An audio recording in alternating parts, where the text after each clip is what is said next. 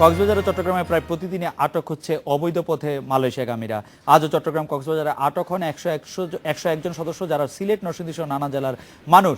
বার্তা সংস্থা রয়টারের তথ্য, গত 6 মাসে থাইল্যান্ডে আটক হয়েছে অন্তত 700 জন বাংলাদেশি। আর ফিরে আসা লোকজন বলেছেন তাদের মানবেতর জীবনযাপনের কথা। তবে আইন শৃঙ্খলা রক্ষাকারী বাহিনী বলছে মানব পাচার ঠেকাতে তারা প্রয়োজনীয় সবই করছেন।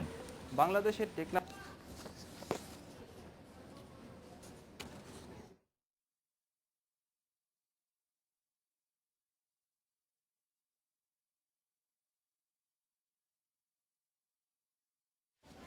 এটা কিছু করো।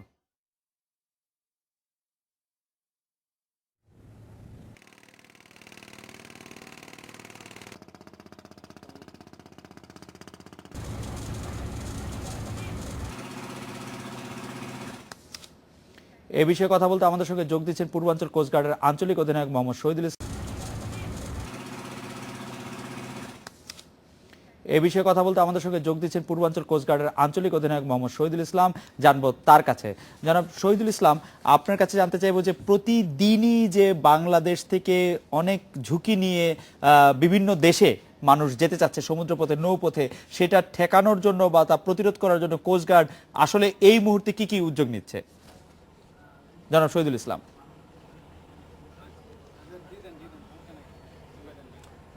জি, আপনাকে অনেক ধন্যবাদ। আপনারা জানেন যে এই বছরের প্রথম দিকে এই মানব পাচারের বিষয়টা আমাদের নলেজে এসেছে। ইতিমধ্যে আমরা অনেকগুলো অপারেশন করেছি।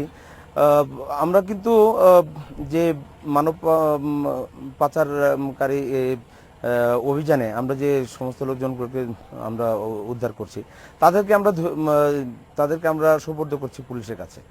এখন পুলিশের কাছে যখন আমরা সোপর্দ করছি, তাদেরকে আমরা ইন্টারোগেট করছি, তাদেরকে বিভিন্ন জিজ্ঞাসাবাদের মাধ্যমে তাদের যে দালাল চক্র তাদেরকে বের করার চেষ্টা করছি এবং তাদেরকে কিভাবে কি ধরনের পদ্ধতিতে তাদেরকে অ্যাকচুয়ালি এনকারেজ করা হচ্ছে, তাদেরকে আনা হচ্ছে, তাদেরকে কি লোভ দেখানো হচ্ছে, এই বিষয়গুলো নিয়েই ইনফ্যাক্ট আমরা তদন্ত করছি এবং এই বিষয়গুলো নিয়ে আমরা প্রতিনিয়তই আমরা কাজ করে যাচ্ছি।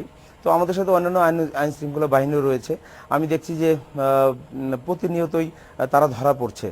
তো আমরা সবাই মিলে কাজ করছি যে শহীদুল ইসলাম, এই যে জনাব শহীদুল ইসলাম, যে আপনি আইন মানে মাদক দ্রব্য বা অন্যান্য নিষিদ্ধ দ্রব্য পাচারকারীদের কথা বললেন, কিন্তু সাধারণ মানুষ যারা জীবনের ঝুঁকি নিয়ে কোথাও যেতে চাচ্ছেন সমুদ্র পথে, মালয়েশিয়া হোক, থাইল্যান্ড হোক বা পৃথিবীর অন্যান্য দেশে হোক, তাদেরকে ওই পথে না যেতে মানে বাধা দেওয়ার জন্য আপনাদের সবচেয়ে বড় চ্যালেঞ্জগুলি কি? আপনারা মানে কেন তারা আসলে আপনাদের চোখ ফাঁকি দিয়ে যেতেই পারছে?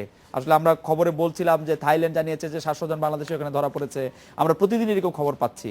এটা যাতে তারা না যেতে পারে সেই ব্যবস্থাটা নিতে আপনাদের কি চ্যালেঞ্জের মুখে পড়তে হচ্ছে? জনাব শহীদুল ইসলাম।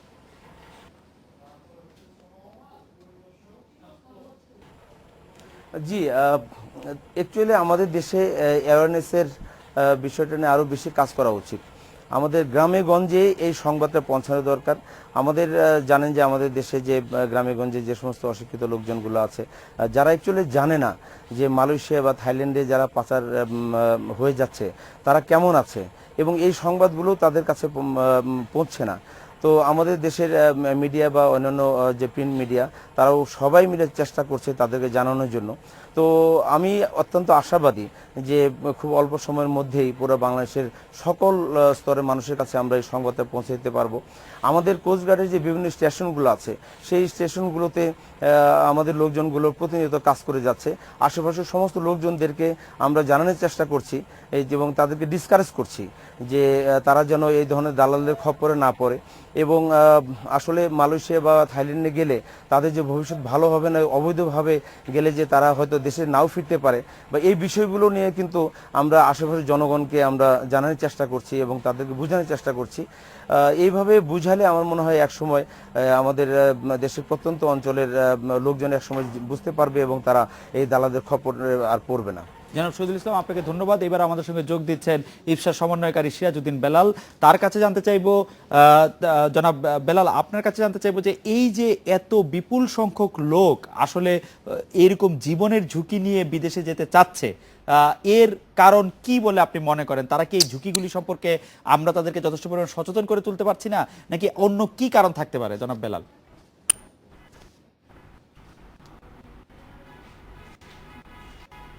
হ্যাঁ, আসলে মূল যে বিষয়টা আমাদের কাছে মনে হয়, আমরা দীর্ঘ 5 বছর পর্যন্ত তাদের পুনর্বাসনের জন্য, তো এখানে আসলে সচেতনতার যেমনটি খুব বেশি প্রয়োজন, তেমনি ভাবে আসলে এই মানুষগুলোর কাছে আমাদের কাছে যেটা মনে হয় যে তথ্যের যথেষ্ট অভাব রয়েছে, এবং এক ধরনের, কারণ দালাল চক্রে এমন ভাবে তাদেরকে প্রলুব্ধ করে, তাদেরকে আসলে খুব ভালো ভালো স্বপ্ন দেখে, তাদেরকে বলা হয় চাকরি আছে প্রচুর, প্রচুর অর্থ আয় করতে পারবে, এই ধরনের প্রতারণা কার্যক্রমটা মানে চালিয়ে যাচ্ছে, বিশেষ করে মানব পাচার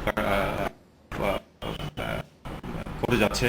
তো এই ক্ষেত্রে আমরা আসলে দেখছি যে সময় শুধুমাত্র কক্সবাজার চট্টগ্রাম অঞ্চলে মানুষ প্রতারিত হতো, কিন্তু এখন ইদানিংকাল এই যে আলোচক সুদূর প্রসারে তাদের এই নেটওয়ার্কটাকে বাংলাদেশে বিশেষ করে বঙ্গারিত বা দারিদ্র পীড়িত উত্তরবঙ্গ ভালো ভালো কথা বলে স্বপ্ন দেখিয়ে তাদেরকে কিন্তু খুব সহজেই তাদেরকে দলবদ্ধ নিয়ে আসছে। এবং এখানে আর্থিক প্রমাণটা এখন দেখা যাচ্ছে, বিশেষ করে একসময় তাদেরকে তাদের কাছে টাকা নেওয়া হচ্ছে, অগ্রিম টাকা 10,000, 20,000, 15,000, 5,000, যার কাছ থেকে গেলে ইদানিং দেখা যাচ্ছে সেটুকু নেওয়া হচ্ছে না। বলা হচ্ছে যে ওখানে পৌঁছে পরে পরে গিয়ে তারা যে টাকা তাদের কাছ থেকে মানে মৌখিক চুক্তিবদ্ধ করে হয়, সেই টাকাটা তারা তাদের কাছ থেকে নেবে। তো আসলে এই ক্ষেত্রে আসলে আমাদের কাছে মনে হয় যে বিশেষ করে বেকারত্ব, তাদের কাছে তথ্যের যথেষ্ট একটা ঘাটতি, পাশাপাশি সামাজিক এবং রাজনৈতিক যে অস্থিরতা আমাদের সমাজে বিদ্যমান, সেই বিষয়গুলো কিন্তু আমাদের কাছে মনে হয় যে উল্লেখযোগ্য কারণ হিসেবে। জনাব সিরাজউদ্দিন বেলাল, আপনাকে ধন্যবাদ। এডিটর স্পিকে এবার একটি বিরতি, ফিরছি একটু পরে।